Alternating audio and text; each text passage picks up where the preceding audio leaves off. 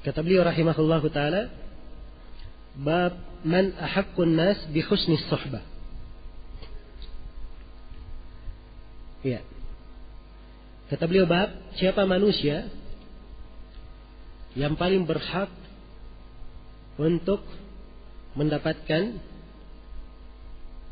pergaulan yang baik. As-suhbah itu ya, bergaul bersamanya, ya, mengawaninya, berteman dengannya. Itu as-suhbah. Siapa yang paling berhak mendapatkan yang terbaik dari as-suhbah ini? Nah, di sini oleh Imam Al-Bukhari diberi tanda tanya. Ya. Dan ini dari uslub ilmu yang bagus. Ya. Sebab jawaban dari pertanyaan itu nampak jelas dari hadis. Jelas ya? Karena itu beliau berikan judul dengan bentuk pertanyaan. Sebab kadang dengan bentuk pertanyaan pemahaman seorang murid akan lebih konsentrasi. Ketika ada pertanyaan siapa yang paling berhak, kalimat siapa ini dia ingat. Maka dia dengarkan apa yang diterangkan sebelumnya supaya dia bisa jawab siapa itu. Jelas ya? Iya. Jadi kandungan dari bab ini beliau ingin menjelaskan di sini ya, dari manusia-manusia yang diperintah atau orang tua yang kita diperintah berbakti kepadanya, siapa yang paling berhak di antaranya? Kata beliau rahimahullah, haddatsana Qutaibah ibnu Sa'id, menceritakan kepada kami Qutaibah ibnu Sa'id. Ya. Qutaibah bin Sa'id nama lengkapnya Qutaibah bin Sa'id bin Jamil bin Tarif Al-Bajali. Ya, atau afwan, Qutaibah bin Sa'id bin Jamil bin Tarif Al-Balkhi Al-Baghlani Al-Thaqafi. Beliau ini imam besar rahimahullah. Semua penulis kutubus sittah meriwayatkan haditsnya. Dan 5 dari penulis kutubus sittah itu langsung meriwayatkan dari Qutaibah. Semuanya murid-murid Qutaibah. Ya. Al-Bukhari, Muslim, Abu Daud, At-Tirmidzi dan Nasai semuanya murid Qutaibah. Kecuali Ibnu Majah. Ibnu Majah meriwayatkan dari Qutaibah dengan perantara. Beliau dari gurunya mengambil dari Qutaibah. Tidak langsung mengambil dari Qutaibah Ibnu Majah. Tapi Ibnu Majah juga keluarkan hadis Qutaibah ini. Iya. Kata beliau, haddatsana Jarir, menceritakan kepada kami Jarir. Ya. Jarir di sini tidak diterangkan siapa Jarirnya. Padahal ada 2 Jarir di sini, ada Jarir bin Hazim dan ada Jarir bin Abdul Hamid. Tapi ini dari kebiasaan ahli hadits. Ahli hadits itu kalau rawi tidak mengandung kemungkinan lain di tempat itu, maka dia tidak sebutkan nama ayahnya. Dia sebut namanya saja. Sebab tidak ada kemungkinan lain. Ya, seperti di sini, Jarir. Kalau Qutaibah meriwayatkan dari Jarir, orang sudah paham bahwa Jarir yang dimaksud adalah Jarir bin Abdul Hamid Ad-Dabbi. Ya. Jarir bin Abdul Hamid Ad-Dabbi. Sebab Qutaibah tidak meriwayatkan dari Jarir bin Hazim. Dan Jarir bin Abdul Hamid Ad-Dabbi rawi juga sahih kitabnya. Haditsnya dikeluarkan oleh penulis kutubus sittah. Kata beliau, Umara ibn al-Qa'qa, dari Umara ibn al-Qa'qa ibn Shubrumah. Ya. Juga Dabbi al-Kufi. Beliau rawi thiqah dan rawi al-Jamaah. An Abi Zur'ah, dari Abu Zur'ah. Iya. Abu Zur'ah, nama lengkapnya Abu Zur'ah bin Amr bin Jarir bin Abdul Hamid. Abu Zur'ah bin Amr bin Jarir bin Abdullah al-Bajali. Ya, Al-Kufi, thiqah. Beliau dari rawi al-Jamaah. Beliau ini dari tabi'in.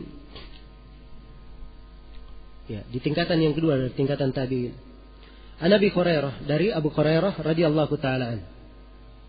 Ya, di sanad masyaallah semuanya rawinya rawi yang dipakai oleh kutubus sittah.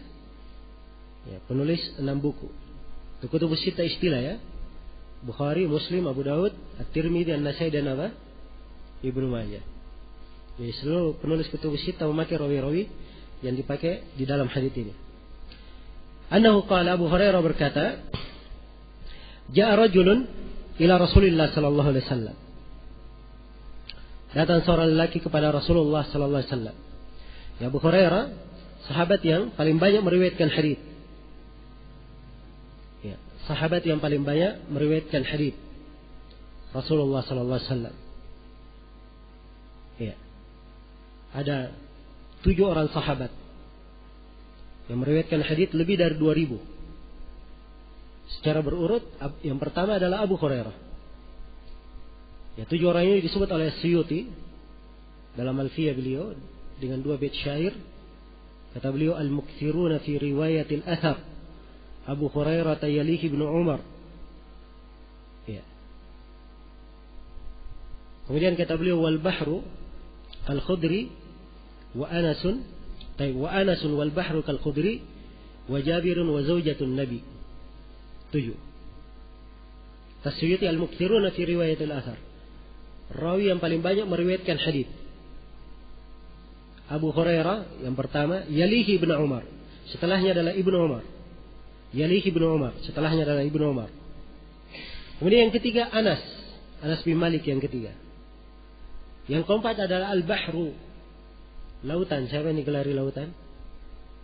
Lautan ilmu. Ibnu Afwan bukan Al-Bahru, Al-Hibru. Wal-Hibru kal-Khudri. Al-Hibru siapa? Hibrul Ummah, pena umat. Ibnu Abbas. Yang keempat Ibnu Abbas. Yang kelima Al-Khudri, Abu Sa'id Al-Khudri. Yang keenam Jabir bin Abdullah Al-Ansari. Dan yang ketujuh adalah Aisyah, zaujatun Nabi, istri Nabi sallallahu alaihi wasallam. Ini 7 sahabat yang paling banyak meriwayatkan hadis. Maksudnya paling banyak meriwayatkan hadis di mana? Di buku-buku hadis yang tercatat. Ya, yang paling banyak. Urutannya demikian. Abu Hurairah yang paling banyak. Ini pelajarannya pada sosok Abu Hurairah. Beliau bersahabat dengan Nabi 4 tahun. Bersama dengan itu, beliau sangat banyak menghafal hadits Nabi.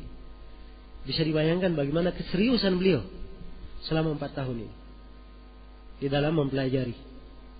Iya. Dan ini adalah contoh yang sangat baik sosok penuntut ilmu. Ya, yang jarang diketemukan di masa ini. Ketika Abu Hurairah ditanya, kenapa engkau terlalu banyak meriwayatkan hadits? Dari mana ilmu sedemikian banyak ini?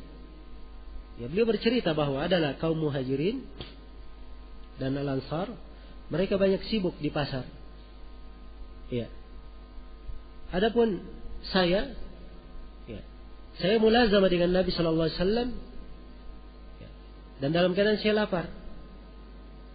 Kadang saya mengganjal perutku dengan batu saking laparnya, ya, agar supaya dia tetap bersama Rasulullah sallallahu alaihi wasallam. Jelas ya? Jadi beliau punya kesabaran yang menyebabkan Allah memudahkan ilmu itu baginya. Suatu hari Nabi sallallahu alaihi wasallam ya berkata, siapa yang menghamparkan ridanya kemudian dia genggam ke dadanya, dia tidak akan lupa apa yang saya sampaikan selama-lamanya. Dia hadir waktu itu cuma Abu Hurairah. Ya. Maka Abu Hurairah pun menghamparkan ridanya. Ya. Dan dia lakukan apa yang dikatakan oleh Nabi. Kata Abu Hurairah, setelah itu saya tidak pernah lupa walaupun satu huruf dari apa yang disampaikan oleh Nabi sallallahu alaihi wasallam. Ya, ini pernah diuji Abu Hurairah. Ya. Ada sebagian orang yang mengundang beliau ke rumahnya, datang Abu Hurairah, diminta menyampaikan hadis. Maka Abu Hurairah pun menyampaikan banyak hadis kepada orang itu. Dan ternyata ada orang di belakang tirai mencatat apa yang disebut oleh Abu Hurairah. Semuanya dicatat. Ya. Tahun depannya diundang kembali Abu Hurairah, diminta untuk mengulangi hadis-hadis yang dia sampaikan. Maka beliau mengulangi hadis-hadis itu sambil dicocokkan oleh orang yang di belakang tirai, dan tidak kurang satu huruf pun. Tidak kurang satu huruf pun. Ya, maka ini dari berkah keseriusan. Kata Abu Hurairah radhiyallahu taala anhu, ja'a rajulun ila Rasulillah sallallahu alaihi wasallam. Ya, datang seorang lelaki kepada Rasulullah sallallahu alaihi wasallam. Ya, seorang lelaki datang kepada Rasulullah. Ya, ini dahulu ya, orang menuntut ilmu. Ya. Manusia datang kepada guru. Nah, ini kebanyakannya, walaupun dimaklumi bahwa Nabi kadang mendatangi satu kampung sahabat, beliau mendatangi kalangan jin, memberikan ilmu kepadanya. Ini biasa. Ya, ada di masa Nabi. Tapi kebanyakannya orang yang datang. Ya, ini menunjukkan bagaimana ilmu itu di masa itu serius. Manusia menuntutnya. Adapun kita sekarang ini, ya, kita banyak fasilitas. Ya, banyak kemudahan. Tapi fasilitas dan kemudahan ini semakin membuat kita malas. Ya. Semakin membuat malas dan kurang bersemangat. Ya. Ini kekeliruan ya. Ini termasuk tidak menghargai nikmat. Tidak menghargai nikmat Allah Subhanahu wa taala.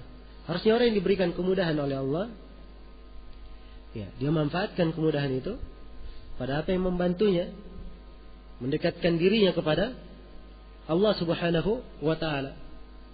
Ya. Tapi kita dengan fasilitas yang kita miliki, kita kadang kurang untuk memanfaatkannya. Ya. Di masa dahulu orang ingin mendapatkan satu hadits, kadang dia melakukan perjalanan berhari-hari, ada yang berbulan-bulan. Ya. Di masa dahulu. Ya. Jelas ya? Nabi Musa ingin dapat ilmu, berjumpa Nabi Khidir, beliau melakukan perjalanan jauh. Sampai beliau berkata, laqad laqina min safarina hada nasaba.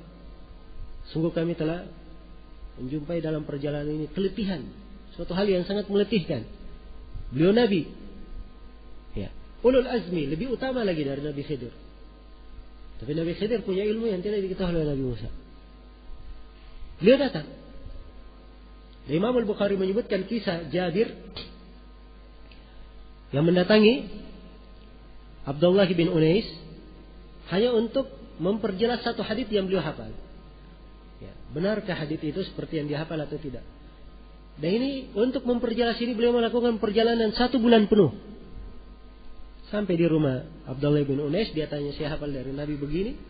Abdullah bin Unais berkata, iya, saya juga menghafalnya seperti itu. Sudah, setelah itu balik.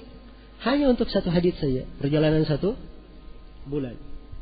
Sekarang Masya Allah, ya, sisa angkat telepon. Kalau ingin lebih hemat, SMS. Ya.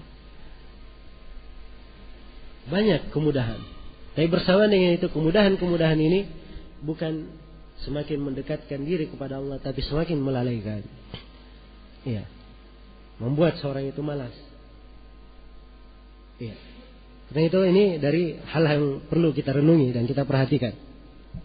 Ini nikmatnya membaca hadits-hadits Rasulullah secara langsung seperti ini, mengingatkan kita, ya, seakan-akan kita berada di masa Rasulullah Sallallahu Alaihi Wasallam. Kita membaca nama-nama para rawi, para a'immah, seakan-akan kita hidup di masa mereka. Ya, dan kita bisa mengambil pelajaran-pelajaran. Datang seorang lelaki, ja'a rajulun ila Rasulillah sallallahu alaihi wasallam. Faqala, datang seorang lelaki kepada Rasulullah sallallahu alaihi wasallam, ia berkata, ya Rasulullah, wahai Rasulullah, man ahaqqu bi husni sahabati? Siapa manusia atau siapakah yang paling berhak untuk mendapatkan persahabatan, pergaulan yang paling baik dariku? Kata beliau, ummuk. Kata Nabi, qala ummuka, ibumu. Jadi pertanyaannya, siapa yang paling berhak? Jawabannya, yang paling berhak adalah ibumu. Qala, kemudian orang ini kembali bertanya, thumma man? Setelah itu siapa, wahai Rasulullah? Qala ummuka. Kembali Nabi mengulangi, kemudian ibumu. Thumma man? Kemudian dia kembali bertanya, kemudian siapa ya Rasulullah? Nabi berkata, ummuka, kemudian ibumu. Thumma man? Ya, kemudian dia yang di keempat kalinya atau di kali keempat, dia bertanya, kemudian siapa? Qala thumma abuka. Barulah Nabi berkata, kemudian ayahmu. Kemudian ayahmu. Iya. hadits yang mulia ini menunjukkan kepada kita tentang pentingnya kedudukan ibu. Iya. Dan ibu itu dalam hal berbakti lebih didahulukan daripada ayah. Lebih didahulukan daripada ayah. Ya. Nabi SAW menyebutkan ibu 3 kali, kemudian ayah. Ya. Para ulama menyebutkan rahasianya. Ya. Karena ibu, dia telah mengalami susahnya mengandung anak itu. Kemudian ibu mengalami susahnya melahirkan anak itu. Kemudian ibu juga mengalami susahnya menyusui anak tersebut. Ya, menyusui anak tersebut. Maka ini 3 kesusahan hanya ditanggung oleh siapa? Oleh ibu saja. Adapun di dalam mendidiknya sampai besar, ini bersyirikat antara ayah dan apa? Antara ayah dan ibu. Karena itu dimulai dengan ibu, kemudian ibu, kemudian ibu. Iya. Kemudian ibu. Dan ini istinbat yang bagus. Ini makna disebutkan oleh Ibnu Battal rahimahullah. Dan beliau terangkan, ya, isyarat dari Al-Quran yang menunjukkan makna ini. Ya. Beliau sebutkan ayat surah Luqman. Wa wasailal insana biwalidayhi hamalathu ummuhu wahnan ala wahnin wa fisaluhu fi amain. Allah wasiatkan kepada manusia berbuat baik kepada kedua orang tua. Dua-duanya sekaligus disebut. Kedua orang tua, ayah dan ibu. Kemudian Allah sebutkan kekhususan untuk ibu. Ibu itu telah mengandungnya. Satu ya, mengandung. Wahnan ala wahnin. Kesusahan di atas kesusahan. Ketika digandung dan ketika apa? Dilahirkan. Wa fisaluhu fi amain. Dan dia ya, disapih selama berapa? Selama 2 tahun. Ya. Ini 3 kesusahan disebutkan khusus untuk apa? Ibu. Dan sebelumnya wasiat untuk berbuat baik kepada kedua orang tua sekaligus. Jelas ya? Nah. Iya. Sebagian para ulama ada yang menukil kesepakatan bahwa ibu dalam hal berbakti lebih didahulukan ya, di atas ayah. Dan ini mungkin tidak ada silang pendapat, cuma ada yang menukil dari Imam Malik ya. Dan sebagian ulama disamakan kedudukan antara ayah dan ibu di dalam masalah kebaktian. Iya. Dan di dalam sebagian riwayat iya, disebutkan tambahan lainnya setelah ayah, kemudian disebutkan saudara perempuan, saudara laki-laki, kemudian yang terdekat, kemudian terdekat setelahnya. Iya. Nah, jadi ini urutan di dalam masalah berbakti ya, dan menyambung silaturahmi. Dan ini penjelasan dari Nabi Sallallahu Alaihi Wasallam menunjukkan bahwa di dalam masalah menyambung silaturahmi ada lebih didahulukan, kemudian didahulukan setelahnya. Ya. Dan ini faedahnya ketika bertabrakan antara maslahat yang tidak mungkin dikompromikan. Andai kata misalnya antara maslahat ayah dan ibu bertentangan, tidak mungkin dikompromikan, maka yang didahulukan adalah siapa? Yang didahulukan adalah ibu. Yang didahulukan adalah ibu. Iya. Demikian. Baik. Dan juga di antara hal yang patut kita perhatikan di sini, iya, seorang perempuan datang kepada Nabi Sallallahu Alaihi Wasallam. Ini dalam Babul Habana di pembahasan fikih. Ya, haditsnya Hasan dari jalan Amr bin Shu'aib dari ayahnya dari kakeknya Abdullah bin Amr bin As. Seorang perempuan berkata, "Ya Rasulullah, wahai Rasulullah, inna ibni hadha kana batni lahu wi'a wa thadyi lahu siqa wa hijri lahu hiwa wa inna abahu talaqani wa arada an yanzi'ahu minni." Ya. Perempuan datang, dia bawa anaknya kepada Rasulullah. "Ya Rasulullah, sungguhnya perutku ini ya, adalah tempat menyimpan anak ini. Ya. Dan dadaku ini adalah, ya, tetekku ini adalah minuman untuknya. Dan pangkuanku adalah tempat bernaungnya. Ini 3 hal ya disebut. Ya. Ayahnya mentalak saya dan ayahnya ingin mengambil anak ini dari saya. Maka Nabi SAW berkata, anti ahaqqu bihi ma lam tankihi. Engkau yang paling berhak dengan anak ini. Engkau yang paling berhak, ya, memelihara anak tersebut sepanjang engkau belum menikah. Sepanjang engkau belum menikah. Ya, jelas ya? Maka di sini disebutkan, jadi dia bertanya kepada Nabi, ya, untuk menuntut haknya, disebutkan 3 kekhususan ibu. 3 kekhususan seorang ibu. Ya, dan Nabi, ya, membenarkan hal tersebut. Karena itu beliau katakan, engkau yang paling berhak terhadap si anak. Ini kalau anaknya masih kecil ya. Kalau anaknya masih kecil, ya, dan ibunya belum menikah, maka ibu yang paling berhak. Kalau ibu sudah menikah, maka hak hadanah ayah yang lebih berhak. Ya, jelas ya. Adapun kalau si anak sudah besar, maka dia memilih antara ayah dan ibunya. Dia ikut kemana? Ini di dalam masalah hadanah, ya, pemeliharaannya. Dia tinggal bersama siapa? Adapun dalam masalah berbakti, ya, namanya anak, dia berbakti kepada ayah dan ibunya dalam keadaan masih bersatu atau sudah berpisah.